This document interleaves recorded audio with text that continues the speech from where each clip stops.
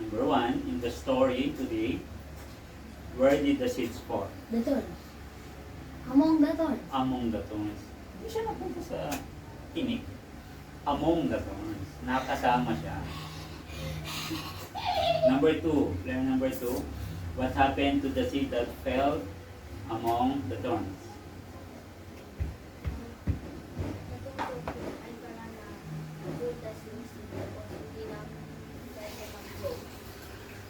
Ang tamang word is na-choke out. Kasi yung mga thorns na yun, pumapalikot sa kanya yan, so there's no chance na to grow more. Player number three, what are some things that we worry about?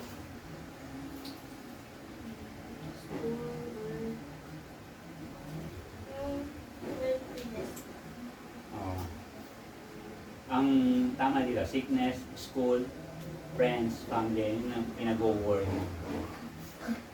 Okay, player number one, question number four, should we let these worries become more important than God?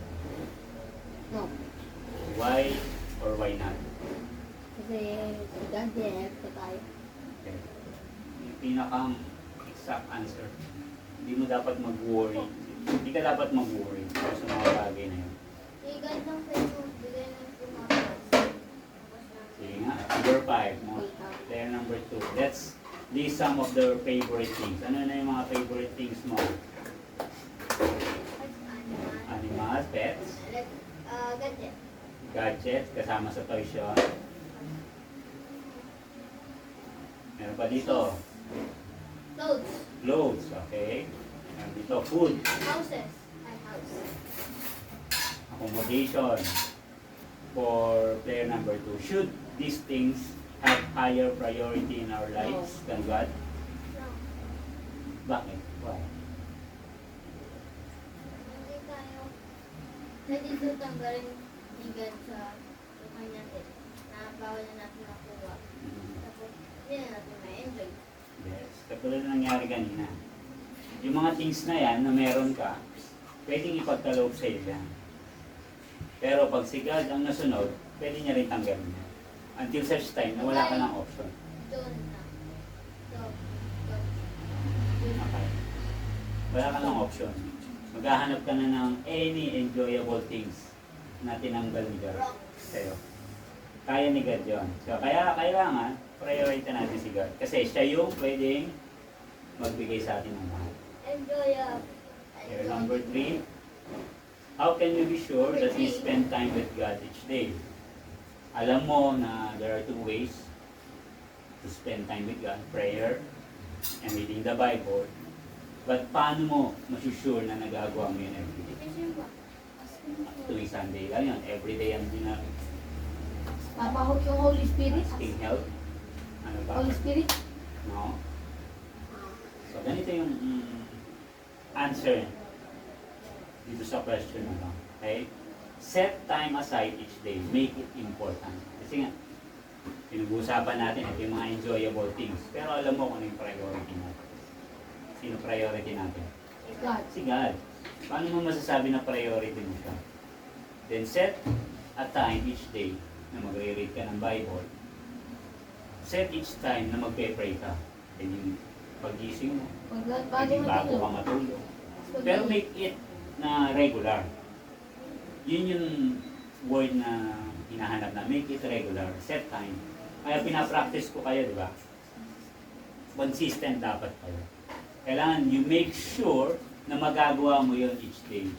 Para masabi mo kay God, God, ikaw yung priority ko sa buhay ko.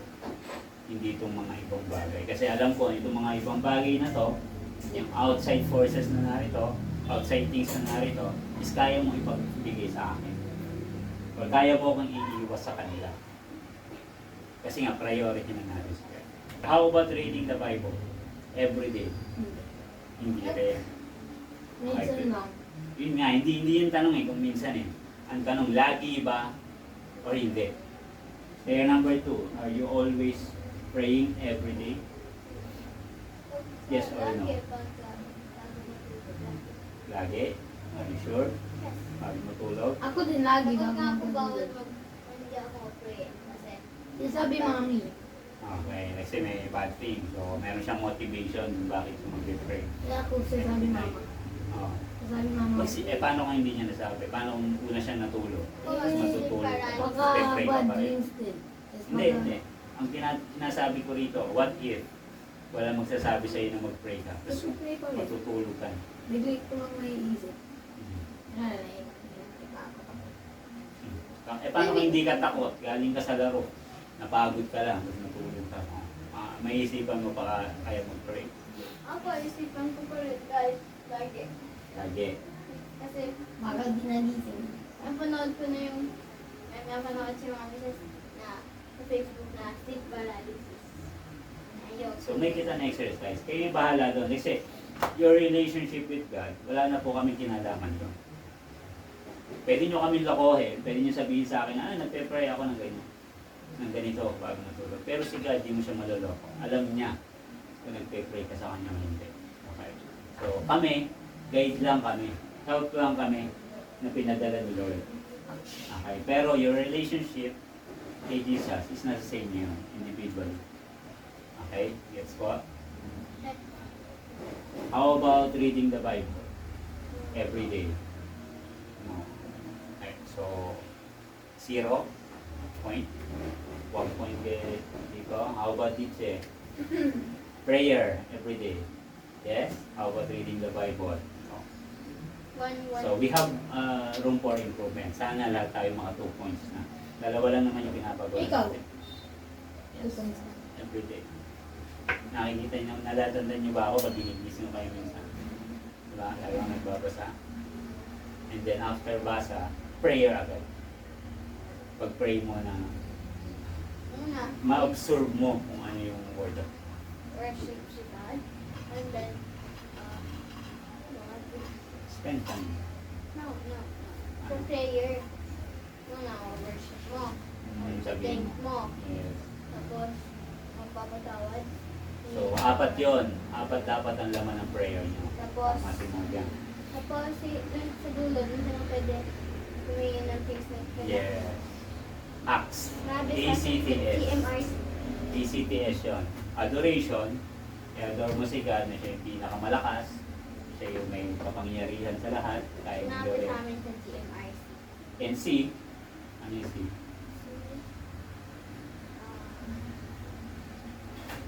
Thank you, God. Hindi, T yun. Thanksgiving yun. Ano yung C? Confession. Kailangan sabihin mo kay Lord na, Lord, patawarin niyo po ako mga kasalanan. Bagamat hindi ko man alam na nagkakasala ako, patawarin niyo po ako. Para ako naman, ready ako magpatawad. So again, A, adoration. C, confession. And T is thanksgiving. Salamatan mo ang Diyos kung ano yung nagawa niya sa inyo or sa mga tao na malapit sa iyo. Just thank God. Kung ano yung... ACT. And then S is supplication. Siya na yung nagsusupply sa atin kung ano yung kailangan. So that's the time na pwede ka na humingi sa Kanya. But again, unahin mo muna yung A. I-acknowledge mo muna siya by adoration. Sabihin mo na siya yung pinakamakapangyarihan. ACT, acts. Gumawa ka ng in plural. ACTS. C is confession. Okay? So that's the time na pag nagpe-pray ka, i-confess mo kay Lord, ay Lord, nagawa ko para ito, patawad ko. Sana po, huwag niyo na hayaan na gawin ko dito. And then T, thanksgiving, masalamat ka sa Kanya. Then supplication, acts. That's a kind of prayer, yung format ng prayer na tinuturo ng church natin. 979. Right? Last question. Player number 1, what are some ways we can include God in our daily life? Pray. Prayer, Reading Bible. reading the Bible, Go to church. going to church, Worshipping. okay? No. Ano pa actually? Ano pa? May nakakalimutan niyo ba ito? There are ways to spend time with God. Ito pa yung nakakalimutan niyo. Family. Spending time with your family. Ang correct word is serve others. Yes. Kasi tayo, katawan ni Kristo. Yung ibang tao, katawan din ni Kristo. Kapag may pangangailangan yung ibang tao at sinerve mo siya, you are also serving our Lord. Yes. Kasi inutos yan eh, na sabi ni Lord, kung gusto mong mag-serve sa akin, then Serve mo serve iba. others. Okay. So, nakuha niyo na yung pagkakaiba eh, yung tatlong seats. So, yung last seat, that would be next week. Pag-aaralan natin ano nangyari sa last seat. First is, yung hindi mo, in-accept mo yung word ni God. Hindi na sapat. Hindi mo siya in-accept. Dininay mo. Hindi, first yung sapat. Bakit nga? So, there's no chance. Dininay mo, ayokong pumunta ng church. Dininay mo na yung opportunity na Hot ma-share. or hot? Daanan. Ah. Okay. Dininay mo na How siya. about the fourth one? Eh? Next week natin pala. Ano yung fourth one?